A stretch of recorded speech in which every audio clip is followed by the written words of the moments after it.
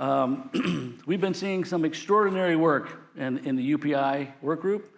It's been phenomenal.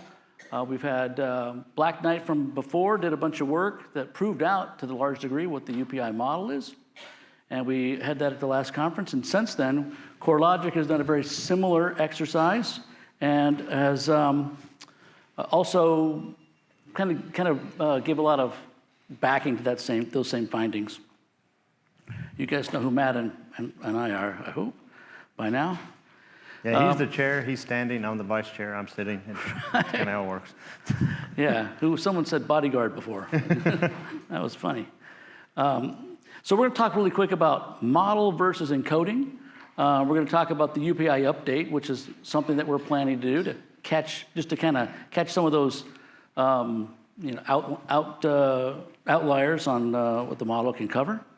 We're going to look at sub-county delineation, which is part of the model change.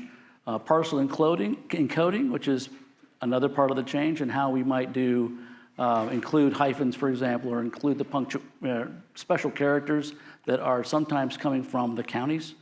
And then the thing that I think we talked about the last time we were on the stage was universal resource names. So just a real quick recap on what the UPI is. Does everyone kind of know what the UPI is? Or is anyone doesn't even know what those three letters are? Does that look familiar to everyone? Okay, cool. Then we're just going to move on. There used to be a screen back here. So the UPI has this builder application. This is just so that people can visualize what it is. Tomorrow's session, this is going to have the new ones that we've talked about. I've been working over here on the side and updating the application, and that'll be out for everyone to be able to use, play with, and things like that. Hopefully you guys have looked at this, maybe not, but if you haven't, this is a great tool. So this is where I was kind of doing the lead off.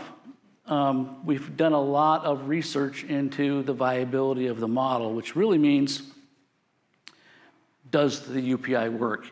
And it doesn't mean unique, and I wanted to just talk real briefly about that because there's a lot, even in the work group, there's a lot of discussion about the U in UPI and the U that was in PUID when we inherited this work group, and we kind of got away from the PUID name, not just because it sounds kind of crappy, but because we wanted to go for universal property identifier, not a property unique identifier. And universal is important because it's not just that it's unique, it means that we can match, independently, we can match the same property. Any vendor can use these rules and come up with the UPI, and it matches somebody else's, what they came up with for the UPI for a particular property. So that's a very important distinction, and it's a completely important property of the UPI because that's the only way the system can be portable. Again, we had these large national aggregators go through their data with a UPI they would calculate, and just kind of inside their data set verify that, is this really giving us unique numbers? Is it unique IDs? Does it look like they're otherwise separate? We had based on that research, was this 99.8%. So 99.8% of the time, it gave back a unique thing inside of someone's data set, which is pretty good based on government data. So I can add a few things to that, and I don't think Mark mentioned this. I think Sam maybe mentioned it earlier, but we're in this unique position from a scheduling standpoint. So we're going to have this conversation today, and then we're also the closure tomorrow. I think just evidently this is a good precursor to drinking, so we're going to repeat the same thing tomorrow before happy hour. But hopefully you guys will come back and we'll get some more feedback on this. But I did want to mention a couple things kind of to reiterate sort of what Mark's saying. So one thing, and I think probably most of you that have been here before get this, what makes UPI a unique challenge is we're not talking about listing data that an agent inputs or an MLS tries to mandate. We're talking about county data. There's 3,145 counties, so we have little to no control over the source information. And so when Mark mentioned the uniqueness in and of itself is important. If you're any sort of data vendor, you're going to have some sort of unique ID. But really, the whole purpose, if you think about it, for UPI is to facilitate multiple parties being able to access that same piece of information. So I was thinking about this earlier as I was sitting in the back of the room looking forward. So you think about the first row right here, I like to think of them as the motion and second row, but our fine folks right here, so if I went, starting with Catherine, went 1, 2, 3, 4, 5, they're all uniquely identified. If Mark then started with Catherine and went A, B, C, D, E, and I said, oh, I need Daniel, that's 3, and he says, oh, I need Daniel and that's C, we're not gonna get them. And so that's really the point we're at. And we'll talk about that a bit more tomorrow, is trying to go from this very large testing that we've had great help from CoreLogic and ICE from, to validate uniqueness, to then I want to help those groups, and we'll provide data as well, compare across the board to say, are they unique and universal or simply unique? Universality, yes, absolutely, thanks. If you want to Thanks, sound Matt. fancy, it is universality. And again, thanks, Matt. Also, we're going to have a subsequent talk. It's not going to really be new information. It's going to be more of the discussion of how we come up with those things, what you'll see in a minute, what we're talking about in terms of what types of increased value we might see in encoding a UPI just a little bit differently. In some cases, you might make the argument that it's somewhat largely different, but at the end of the day, it uses the same basic model that we had originally on there, where you have the country and then the sub-country and then the in our case, the sub-county, and it kind of goes on down very hierarchically, which has also been validated internationally as just being, it's kind of the way people do it. So I like to say that the United States today actually uses the UPI. We just don't call it a UPI. Those things are kind of all in the cloud and just, not really looked at that level, because counties, they're controlling the taxes and they're the ones just concerned with the parcel. We're all very locally thinking. And the beautiful part is RESO is all about, elevating that nationally and now internationally. So this is exactly the model that we should be looking at. And it's quite successful. So this is kind of what we were just talking about a minute ago. The model that we're using, the hierarchical model, that has been proven out to be super accurate. We are now going to tweak the accuracy to get a little bit better. It's a little bit better as we're approaching 100%, so that's what we were aiming for. So what do we mean by encoding? Okay, this is what we wanted to put out here in terms of, so we talk about model and encoding. Model is the components that make up the UPI, how it gets built. What are the things that we're looking at to make sure that what we're getting is a unique mechanism to come up with a property identifier. And you might see these encodings down here that you see for US, 47093, blah, blah, blah. So consider a phone number. A phone number, very similar kind of concept, right? You've got a country code. It's very hierarchical. It starts at the country, goes and just keeps getting lower and lower until it gets those last 4 digits, and even an extension. And we have all these ways of talking about a phone number. These are some examples. And we have to deal with this today, by the way, in our data. I don't know how many of you guys have to worry about phone numbers, but phone numbers is something we have to sweat. It's the same exact concept here that we're talking about for the UPI. So these things these are actually the encoding that we have today. So, but you can see how we're changing the N to zeros, and we're talking about, in the second one down there, you can see where it says 121, no dashes in there. It turns out that in the 0.02%, or a little bit less than that, those dashes actually are relevant to the property identifier, and there could be some confusion or ambiguity between properties because of that. So that's exactly what we're proposing. We're kind of proposing that either we can do the dashes, we can maybe do some brackets. There's a few suggestions on the table. And again, we want everyone to kind of look at that, talk about it tonight, and bring your questions tomorrow. We're just going to kind of go over it. Well, and I'll add a couple things to there. So sure. First, when Mark and I were coordinating on the slides, I put this one together, and his comment was, that was a really ugly slide, which my comment was noted, and here it is. Just too much information, but I think having it side by side makes a good point. The difference, and Mark alluded to it, The phone numbers, everybody recognizes those differences as really just, it's a visual aid to help you know area code, country code, et cetera. When you're dialing that number, it doesn't change anything. Whereas in our case, like Mark was saying, the dashes and the parcel ID, that level of encoding or formatting, if you want to think of it that way, can lead to differences. And so we have another slide that talks about that in a moment. And that's a lot of that work that CoreLogic and ICE did to help drive that point home. Yep. We did a lot of this early on when we proposed the UPI. We had, Zillow, CRS, and CoreLogic all working separately on one county. I think it was Fulton County in Georgia, and it was a great demonstration of just going, hey, what's the address? Okay, that's this UPI. Well, what's the address over there? What's your UPI? And everyone had the same result UPI. So it proved out kind of that theory. But now we're talking about some, a complete look at all 156 million properties, and we found about 30,000 that didn't. That's what the 0.02% is. So it's a number that we think is still large enough to we want to deal with it and make it right. So here's one update that we already have on our books. The way the ANSI FIPS people look at those geocodes, they call them geocodes, we put an N in there when there was no governing authority. And they don't call it no governing authority, but if you kind of read between the lines, they use all the zeros as the sort of the parent. So it's been suggested that we change ours to say, instead of saying and, just use the zeros, and then it's much more portable between the ANSI FIPS standard and what the UPI is, and so it kind of gives some of that natural credibility back to the UPI. So that's something that, regardless of what we do in the encoding, we'll probably make that as a change.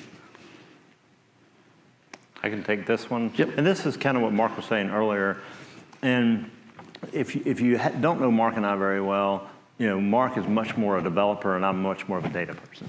And so I've always kind of brought a little bit more of that data perspective. And it is kind of interesting to me. I called this slide, it's take 3. And it's sort of that, the old is new again. So when we first got going, and this was back when we still called it PUID, I was a big advocate for we want to keep the formatting in its pure form as received from the county. And so if you've ever dealt with raw county data, and this I think is where a little bit of that challenge is, it's not just dashes, sometimes there's spaces, and you can get spaces that imply importance. And so we started off with that mindset.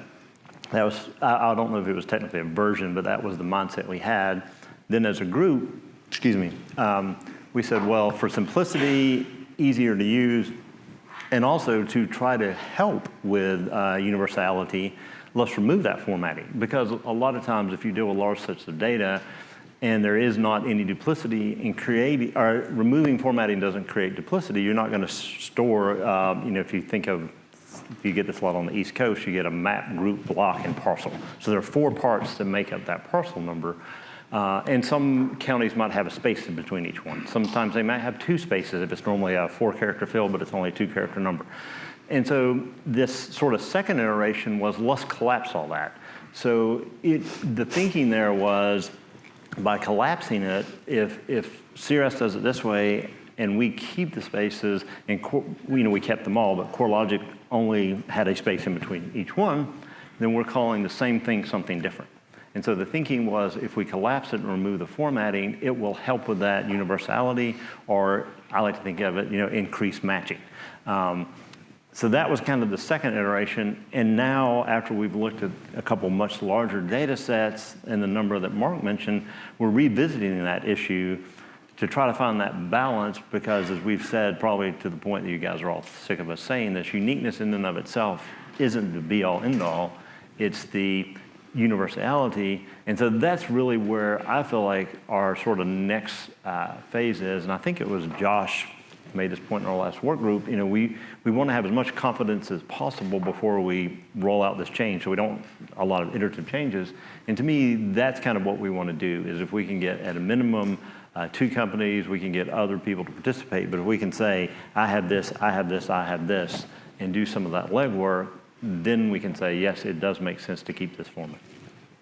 Right, and there was, I think, another reasoning for that was to make it, there was a work group objective at that point to make this UPI reversible. Right.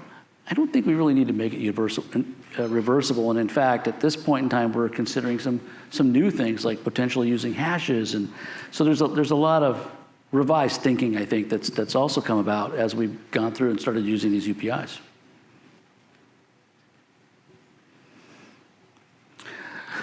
Okay, URN, we're just gonna really quick cover the URN model. I don't know how many people know what a URN is, or probably not many people. It's kind of a weird concept, but they're very HTTP friendly. It's a standard in and of itself. So if you go to like Facebook, they've got their set of URNs that are for their resources. If you go to Google, they've got some, and they follow a sort of a semantic formatting, but there's nothing that says this must be X, Y, and Z. It's up to, kind of like the UPI is already, but it's up to the owning authority of that namespace. And the beauty of it is, RESO already has a namespace. So they've already got a namespace in play for the other U identifiers that are there. And so from a RESO perspective, it really kind of makes sense to graduate up all these different universal IDs to being the same kind of namespace. And it doesn't mean that we have to follow, everyone's the same exactly in how it's formatted beyond that, but probably we'll want to make those similar, right? There's a certain, we got the namespace in there, and that way there's like a branding element to it. And that's what we want to do. And you can see here's an example. This is an example only. There's lots of things on the table in terms of what these URNs might look like, but this gives you an idea that, where we would embed the version, for example, which just potentially might just spell out the country, spell out the sub-country. Those sub-country identifiers, by the way, are all ISO standards as well. The property type, those are RESO type standards, and then we would put the raw parcel ID in there, very likely. So that's where we're at. Happy to take on questions, after you guys maybe kind of sleep on it a little bit. At the next session, we'll go over this. It'll be more of a Q&A type of thing. So I think that'll... And I can just restate that very quickly. So like Mark said, the sub-county, do we want to go from the N for no to the 5 zeros? That's a pretty standard. I think that, to me, is pretty straightforward. That larger discussion of what level of formatting or lack thereof do we want to maintain, the URN, and then Mark mentioned it, and maybe we'll have some discussion about this tomorrow, the idea of hashing. That gets to be more of an issue outside the U.S. There's maybe some corporate entities in the U.S. that feel like the parcel ID is intellectual property, but really it's not, because it's the government creating it. Whereas in Canada, and I think this is a bit of the case with Impact, they're both the creator and they also have business interest built on top of it. So they have a bit more of a business interest in hashing it, for lack of a better term. So yeah, it's more of a potentially dilemma for that scenario, and we can't really predict what's going to happen in another country. So that's another thing, the way the UPI spec is set up. There's a UPI overarching spec, but then the first thing after you get to the US, we define the US format, the US specification for making the UPI. So Canada or any other country would have to do the same thing. So what we would do with the work group is have people come from those countries, if they want RESO to entertain helping them make this UPI for them, those are exactly the issues that we would uncover and work through and have a model that works for that country as well, that follows the same UPI modeling. So that's where we're at, I think. These are all very important issues for UPI. How many people are using the UPI today, right now, in their data set, besides, not in the MLS necessarily? Every day. Our early system we've been running, bringing all our parcel data, listing data, the air tax detail, our primary search, and everything in our system. The whole U.S. dashboard 013, blah, blah, but everything in our new system is like that. How convenient is that? It made, especially for me, I'm relatively new to real estate, and just getting into this data, hardcore for like the last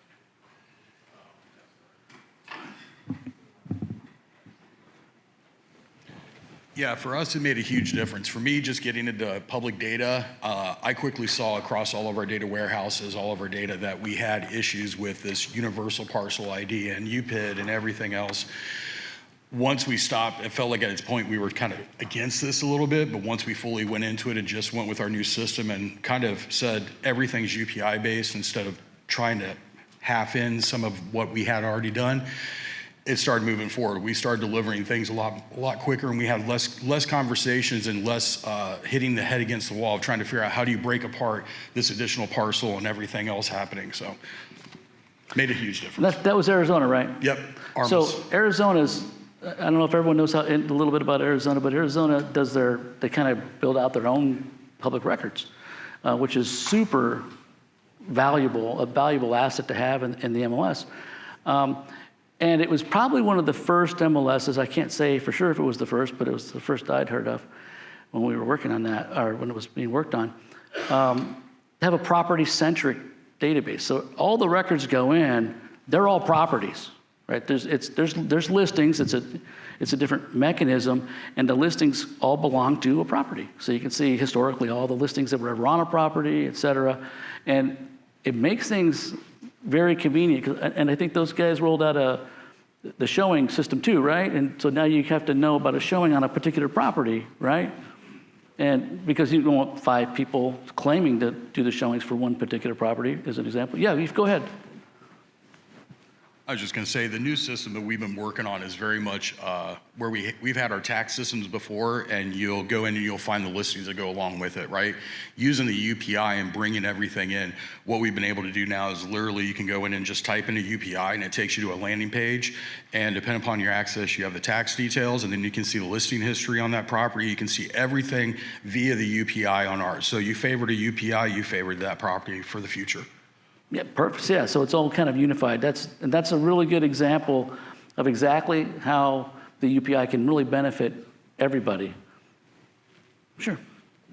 Mark, thanks so much. Catherine McIntosh with Listed in Canada. And what's so exciting is since our last 2 UPI meetings, we've made such progress. We could actually have a Canadian implementation of the UPI working with an MLS. It's actually a system that comprises 20 plus MLSs. And so it's a combination of the MLS system, MPAC, and then us as a vendor being able to employ the UPI. And 2 of the things discussed at the last meeting, if you could just bring them up so everyone could think about them so that in tomorrow's meeting everyone can vote yes. But it's the hashing. Basically, we can do this implementation if the hashing is in. And the hashing is important because if it's not hashed, it's a proprietary IP issue, but if it's hashed, it's no longer a problem, then we can implement it, and then it makes so many things, property aggregation, taking properties that's the same property from different MLSs and stopping duplicate and triplicate properties, so super important. Super important, actually, in Canada, and when we started, when Matt and I, this was years ago now, but we actually considered doing hashing for the UPI the way it is now. We considered, hey, maybe we should just hash this, and then every UPI is sort of opaque. You got 20 characters or whatever the number turns out to be that we want to hash to, and that's your UPI. Doing that, you sacrifice transparency, which at the time was really important to the group because we wanted to make sure that there was credibility behind it. Like, hey, is that your UPI? Yeah, it's very human, sort of digestible.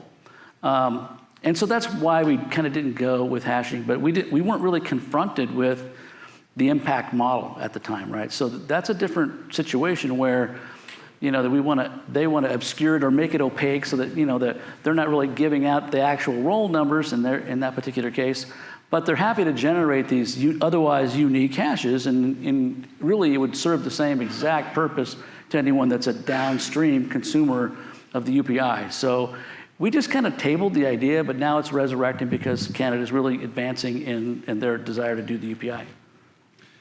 With regards to hashing, one thing I was thinking about is sub-properties. I don't know if that relates to units on a property or whatever. What was nice about the non-hashed version is that everything is sortable. Everything is kind of, you can see, oh, this one is clearly a subunit of this one in the database, whatever it is. with a hash, it does start to remove that sortability, both for data performance and also for the fact that you can relate properties to each other. So it'd be nice if the hash could consider sortability. I don't know how, like if you, yeah, I don't know what that would be. So if it's not just a random hash, if it's not like a cryptologically generated hash, but there's some sort of... Well, it would have to be a standard, we would spell out in the standard, you'd have to say, this is how to do the hash. Right. This is a, 256, or, you have to give all that information, so anyone could repeat the hash. I don't think we're really, I haven't observed any interest of hashing in the United States one. This is a concern that because Canada does things differently. Yep. But are you from Canada? Yes. Okay, Also so with Catherine. this is a very important issue for you. Yes. You should come to the work group, Of course. and then that way you can make sure your voice gets heard. Yes. Okay. I hate to sound like Rob, but that's exactly what you got to do. I don't hate to sound like Rob. Rob's a great guy. But, So just a little bit of context. That's what he says. there. He gets volunteers right here, and that's where you need to take that voice and that opinion to the work group for sure. A little bit of context. Everybody's saying MPAC. Not everybody in the room knows what MPAC is. That's the Municipal Property Assessment Corporation in Ontario. So you know, of course, but for the audience in the live stream, et cetera. So you've got assessment companies working with technology vendors, working with MLSs, which are really interesting partnerships. They are contracted by the government, though. So that's a problem for those guys to solve. But yeah, they consider that roll number, at least in the company there, to be intellectual property, as Sam's pointing out. So how is this going to work going into the future where the county tax assessor can, as an elected official, change the format of that original number? Clark County went from a 9-digit to an 11-digit number. Bastards. And this happened in the state of Florida, where I worked in property records for 8.5 years. So this is actually... This happens. A new tax assessor is elected, and he decides... To your point, the larger point is that, hey, these things aren't necessarily immutable, right? We know that even without that concern, you can have a property, something happens in this property, and there's a new parcel number assigned to this property. Or maybe it was split, and the other one's gone, and now there's two, and they're right there. The house is still on the one. There's all those issues are not about the ID, though. Those issues are about what's happening with that property. And what we talked about in the work group for a long time was about, and we kind of put it on hold until we just get more people using the UPI, is having a registry. The registry is something that connects all these UPIs up to the address. To each other, right? And so where there's a case where someone comes through and just redoes them all, you put that in the registry, and suddenly you have synonyms available to you if you need the synonym. I think the short-term answer is you have to look at the UPI sort of as a moment in time. So if last year the assessor had 1, 2, 3, this year they have ABC, the UPI will just capture that ABC as that part. So right now, and like you said, if you've dealt with property records a lot, it's enough of a challenge to get connections between multiple vendors in a moment in time without the history. So I would call that a future problem to solve. Or Right, that's basically what I was concerned with is today, this property has one UPI.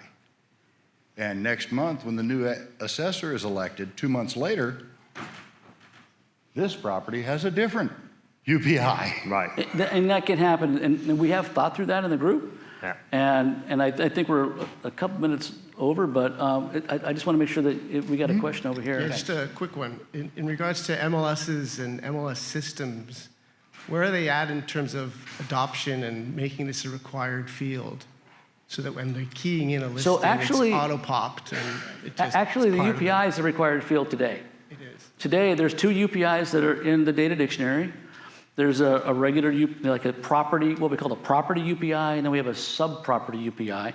The sub-property UPI is totally not required, because it may or may not even see use.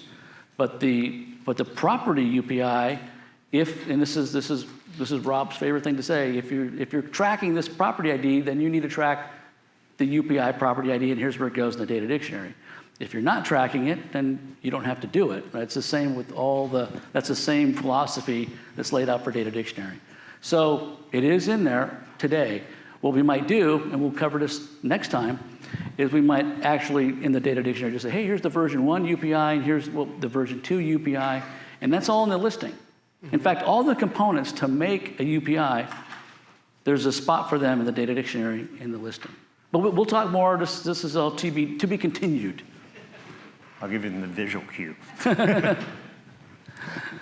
All right.